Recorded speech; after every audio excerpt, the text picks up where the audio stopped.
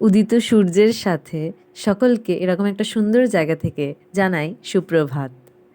Welcome to Somnath, Shivpuri, Somnath, Gujarat. সকাল সকাল এরকম সুন্দর জায়গার সূচনা করছি বিনেশ্বর বিধবাঞ্জন আর বানগঙ্গার শিবলিঙ্গ দর্শনের সাথে। সকাল সকাল যদি শিবশঙ্করের দর্শন, তাও আবার এরকম একটা সুন্দর জায়গায় হয় সমুদ্রের মাঝখানে, তাহলে তো সারাদিন তো সুন্দর যাবেই, আর মনটা তো ভালো হতেই হবে। তাই এগিয়ে চললাম এরকম একটা সুন্দর সকালে সুন্দর একটা জায়গায়, শিবশঙ্করের নিজের জায়গা সোমনাথ, সোমনাথ জ্যোতির্লিঙ্গ দর্শনে। ওই দেখুন ওইদিকে বানগঙ্গা, বানগঙ্গাতে শিবলিঙ্গ সমুদ্রের মধ্যে কিছুটা লুপ্ত হয়ে আছে। কি সুন্দর লাগছে তাই না? হ্যাঁ, এখানেও আসবো, সব জায়গায় দেখাবো আপনাদেরকে, সমস্ত তথ্য আপনাদের সাথে শেয়ার করব। কিভাবে যাবেন, কোথায় যাবেন, কখন যাবেন, কিভাবে গেলে সুবিধা হবে, কখন দর্শন করলে সুবিধা হবে, সমস্ত কিছু জানার জন্য দেখতে থাকুন আমাদের ভিডিও। পুরো ভিডিও দেখবেন, ভিডিও একদম স্কিপ করবেন না। সমস্ত ইনফরমেশনের জন্য অবশ্যই ভিডিওটি পুরো দেখুন, আর ভালো লাগলে লাইক, কমেন্ট, সাবস্ক্রাইব করুন। যারা সাবস্ক্রাইব এখনও পর্যন্ত করেননি, সাবস্ক্রাইব করে বেল আইকনটি প্রেস করুন, যাতে আমাদের সমস্ত ভিডিওর নোটিফিকেশান আপনাদের কাছে সহজেই পৌঁছে যায়। সোমনাথে অনেকগুলো রেলওয়ে স্টেশন থাকলেও সোমনাথের কানেক্টিং স্টেশন হচ্ছে ভেরাবল জাংশন।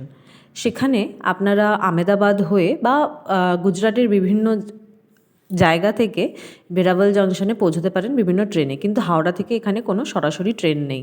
তাই আমাদেরকে ব্রেক করে হাওড়া থেকে আমেদাবাদ, আমেদাবাদ থেকে ভেরাবল জংশন যেতে হয়েছিল। ভেরাবল থেকে সোমনাথের দূরত্ব হচ্ছে 8 কিলোমিটারের মতো, যেটা ওখান থেকে অটো করে আসা যাবে। অটো ভাড়া 25 থেকে 30 টাকার মধ্যে আপনাদের পার হেড পড়বে। লোক অনুযায়ী ওরা নিয়ে থাকে সেই ভাড়া। পৌঁছে একটু লাগেজ রেখে ফ্রেশ হয়ে বেরিয়ে পড়লাম দর্শন করতে, আর ধৈর্য ধরল না। দর্শন করার জন্য আমরা যেখানে ছিলাম সেখান থেকে 5 মিনিটের হাঁটা পথে আমাদের মন্দির যেতে হয়। 5 মিনিট হাঁটা বলতে এখানে একদম পাশেই মন্দির, কিন্তু যেহেতু মন্দির পুরো চত্বরটা ঘেরা, সেই জন্য আমাদের 5 মিনিট লেগেছিল হেঁটে একটু ঘুরপথে যেতে। কিন্তু আমরা ঠিক মন্দিরের পাশেই ছিলাম। আমাদের যে ধর্মশালা, আমরা একটা ধর্মশালা নিয়েছিলাম, সেটা পাশেই ছিল।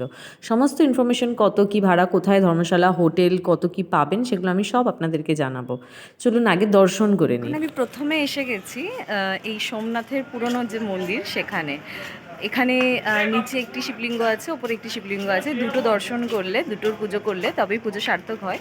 তো সবার প্রথমে এসে নতুন মন্দিরটায় না গিয়ে প্রথমেই এসেছি পুরনো মন্দিরটায়। পুরনো মন্দির দর্শন করে এবার যাব নতুন মন্দিরে। আপনারা সবাই জানেন যে এই সোমনাথ হচ্ছে আমাদের 12 জ্যোতির্লিঙ্গের প্রথম জ্যোতির্লিঙ্গ। তো এখানে বহুবার মানে এখানের ধনসম্পদের জন্য অ্যাকচুয়ালি বহুবার এখানে হামলা করা হয়, লুটপাট করা হয়। তো সেই জন্য তখন মেন যে মন্দির, সেখান থেকে বাকি সমস্ত যে ধন সম্পত্তি যেগুলো ছিল আর শিবলিঙ্গ, সেটাকে তুলে নিয়ে এই মন্দিরে প্রথমে স্থাপনা করা হয়। পরে এখানে পুজো করা হয়, কিন্তু যখন সব কিছু ঠিক হয়ে যায় তখন ওই মেন মন্দিরে যখন ওটা নিয়ে চলে যাওয়া হয়, শিবলিঙ্গ নিয়ে চলে যাওয়া হয়, সর্দার বল্লভভাই প্যাটেল যখন ওটা স্থাপন করেন ওই মেন মন্দির, যেটা এখন আমরা একটু পরেই দর্শন করতে যাব, সেই মন্দিরে যখন স্থাপন করেন, তারপরে এখানে রাতারাতি নাকি মানে জ্যোতির্লিঙ্গর আবির্ভাব হয়। তো সেই জন্য এটাকে স্বয়ম্ভু জ্যোতির্লিঙ্গ বলা হয়। এখানে দুটো আপনি শিবলিঙ্গ পাবেন, এখানে একটি নিচে আছে, একটি ওপরে আছে, মানে যে শিবলিঙ্গ একটি স্থাপন করা হয়েছিল এবং একটি উদিত হয়েছিল যে শিবলিঙ্গ, এই দুটোতেই পুজো করলে তবেই আপনার পুজো সম্পন্ন হবে। তো সেই জন্য আমরা এখানে পুজো মানে এসেই পৌঁছেছি যখন, অবশ্যই পুজো করব। তো পুজো করছি আমরা প্রথমে, মানে দু জায়গাতেই পুজো করব। প্রথমে আমরা নিচেরটাতে করলাম, এরপরে আমরা ওপরের শিবলিঙ্গ গিয়ে পুজো করব, করে তারপরে বেরিয়ে পড়বো। এই দেখুন এরকম সরু সিঁড়ি দিয়ে উঠে যেতে হবে ওপরের শিবলিঙ্গে পুজো করার জন্য। এখানে ভিডিও করা যাচ্ছিল, এখানে ফটো তোলা যাচ্ছিল, তাই আমি আপনাদেরকে এখানে স্বয়ম্ভূ জ্যোতির্লিঙ্গ আর আদি সোমনাথ মন্দির যেটা বলা হয় এটাকে, সেই মন্দির আপনাদেরকে দেখাতে পারছি। চলুন এবার যাই আমাদের জ্যোতির্লিঙ্গ সোমনাথ, মানে যে মেন মন্দির যেটা, সেইটা দর্শন করতে। এখন আমি পৌঁছে গেছি নতুন সোমনাথ মন্দির যেটা। এই যে পেছনে দেখতে পাচ্ছেন, কিন্তু এই মন্দিরে যাওয়ার জন্য আমরা ফোন বা কিছু নিয়ে যেতে পারবো না, বেশ কিছু রেস্ট্রিকশনস আছে, আপনাদেরকে দেখাবো পরে, আপনারা দেখে নেবেন। ফোন, ক্যামেরা বা স্মার্ট ওয়াচ বা এরকম ধরনের ব্যাটারি এরকম ধরনের কিছুই নিয়ে যাওয়া যাবে না। তো সেই জন্য এখানে ফোনটা রেখে যাচ্ছি, আপনাদেরকে ভেতরে নিয়ে যেতে পারছি না। দেখে এসে জানাবো কেমন লাগলো, কী কী মানে আরও ডিটেলসে আপনাদেরকে বলবো, ততক্ষণ আপনারা বাইরের দিক থেকে দেখুন। নিঃশুল্ক এই কাউন্টারগুলিতে আপনারা কোনো টাকা খরচ ছাড়াই ফোন, ব্যাগ যা যা নিয়ে যাওয়া যাবে না সেগুলো এখানে জমা রাখতে পারেন। এদিকেও রয়েছে, ওপাশেও রয়েছে। এমন নয় যে আপনি এক জায়গায় রেখে আপনাকে ঘুরে অন্য জায়গায় গিয়ে নিতে হবে, আবার একদিক দিয়ে নিয়ে আপনি বেরোনোর সময় ওই দিক থেকে আপনি রিটার্ন পেয়ে যাবেন জিনিস। তাই আপনাকে খুব একটা খাটতে হবে না। তাই এগুলো জমা রেখে আমরা মন্দির দর্শনের দিকে এগিয়ে যাব। একটু মেঘলা থাকায় আবহাওয়াটা মোটামুটি একটু আরামদায়ক, কিন্তু ডিসেম্বর মাসেও কিন্তু আপনাদের এখানে সোয়েটার লাগবে না। দর্শন সেরে আপনারা আশেপাশের জায়গাগুলোকে ঘুরে দেখতে পারেন, আমরাও ঘুরবো, আপনাদেরকে দেখাবো, কিন্তু সেটা আলাদা একটা পার্টে রাখবো, কেননা অনেক জায়গা আছে। আর এখান থেকে বেরিয়ে আপনারা শপিংও করে নিতে পারেন। এখানের আশেপাশে বেশ কিছু দোকান আছে, যেখান থেকে আপনাদের পছন্দ অনুযায়ী জিনিস আপনারা কালেক্ট করতে পারেন। এখানে জায়গায় জায়গায় বিভিন্ন দ্রষ্টব্য স্থানগুলিতে, মন্দিরগুলিতে সোমনাথ ট্রাস্টের দ্বারা আয়োজন করা হয় নিঃশুল্ক খাবারের। সেখানে যে কোনো কেউই এই নিঃশুল্ক খাবার গ্রহণ করতে পারেন, যেটা টাইমিং থাকে সকাল 11টা থেকে 3টে পর্যন্ত, আর সন্ধেবেলা 7টা থেকে 11টা পর্যন্ত।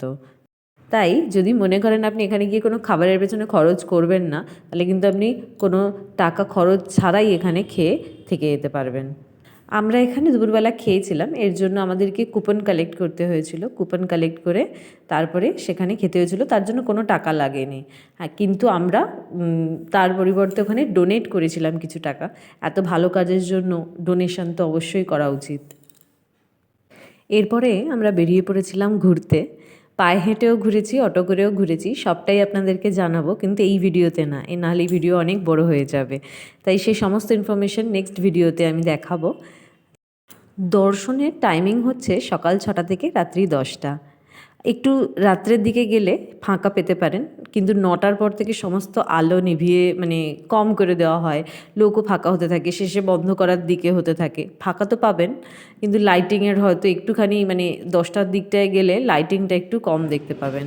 তাই সন্ধে থাকতে থাকতে যান, বিভিন্ন সময়ে দর্শন করুন, হাতে সময় নিয়ে যান, আর বিভিন্ন সময়ে ওখানে দর্শন করুন, খুব ভালো লাগবে। আমি আপনাদেরকে রাত্রের দৃশ্যটাও দেখাবো, আর আমরা যেখানে ছিলাম ঠিক তার পাশ থেকেই আপনাদেরকে দেখাবো কীরকম দেখতে লাগছে, কত ভালো লাগছে। আপনারা এই সোমনাথে গিয়ে থাকার জন্য 700 থেকে শুরু করে যে কোনো মানের হোটেল, ধর্মশালা পেয়ে যাবেন। ধর্মশালা কিন্তু এখানে খুব একটা খারাপ নয়, ভালোই, হোটেলের মতনই। তাই আপনারা কম খরচে এখানে সোমনাথে দর্শনও করতে পারবেন, থাকতেও পারবেন, খেতেও পারবেন। তাই সোমনাথের খরচ কিন্তু খুব বেশি না। এই দেখুন সোমনাথের মেন এক্সিট থেকে ভেতরের যে সোমনাথ মন্দিরের আলোকিত দৃশ্য, এটা সামনে থেকে খুব সুন্দর লাগে। আমাদের ঠিক, আমরা যেখানে আছি ঠিক তার এই যে পাশেই রয়েছে এই যে মন্দির, যেটা ওখান থেকে আপনাদেরকে আলো দেখাচ্ছিলাম, এই সামনে থেকেই দেখুন কত সুন্দর দেখা যাচ্ছে। এখান থেকে আমরা জাস্ট ওখানে বসেই দেখতে পাবো, বাট বেরোলে আরও ভালো দেখতে পাওয়া যাবে। এই ভিডিওতে এখানেই থামলাম, আবার পরের ভিডিওতে নিয়ে আসবো এখানের বিভিন্ন দর্শনীয় স্থান আর তার খরচ। ততদিন ভালো থাকুন, সুস্থ থাকুন, আর ভিডিও অবশ্যই দেখতে থাকুন।